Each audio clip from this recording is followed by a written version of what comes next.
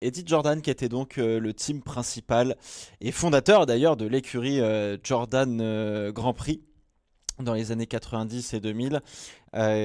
Écurie mythique, notamment par ses fameuses couleurs jaunes pour ceux qui ont, comme moi, commencé à suivre la F1 sur la fin des années 90, et plutôt verte pour le début des années 90, aux couleurs plus de l'Irlande, je crois, de mémoire. Donc effectivement, je suis, bon, je veux pas dire que je suis hyper touché, etc. Mais effectivement, ça fait un petit coup parce que ça fait partie des personnalités du paddock et de la Formule 1 avec qui moi, en tout cas, j'ai grandi en étant petit. On avait Ferrari, on avait McLaren, donc Ferrari avec Jean Todt, McLaren avec Ron Dennis, et on avait forcément Eddie Jordan avec ses voitures jaunes très connues, et donc forcément, bah, ça fait toujours un peu bizarre de se dire que cette personnalité s'est en allée, sachant que Eddie Jordan, c'était un petit peu l'histoire de l'outsider. C'était celui qui, avec peu de moyens, faisait quand même des choses et arrivait à faire des podiums, parfois à gagner des courses face aux grandes armadas qui étaient Ferrari et McLaren à l'époque.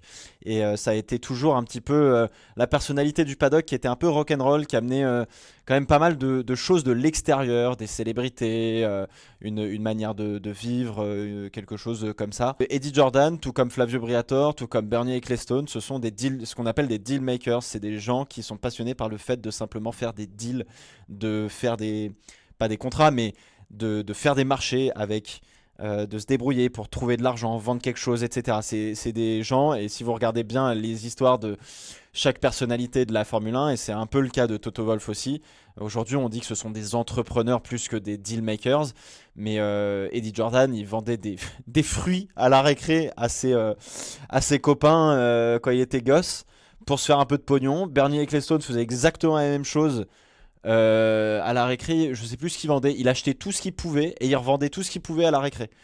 Donc c'est ce qu'on appelle un deal maker. Et Toto Wolff faisait pareil. Je crois qu'il avait fait une espèce d'entreprise de bougies ou je sais plus quoi.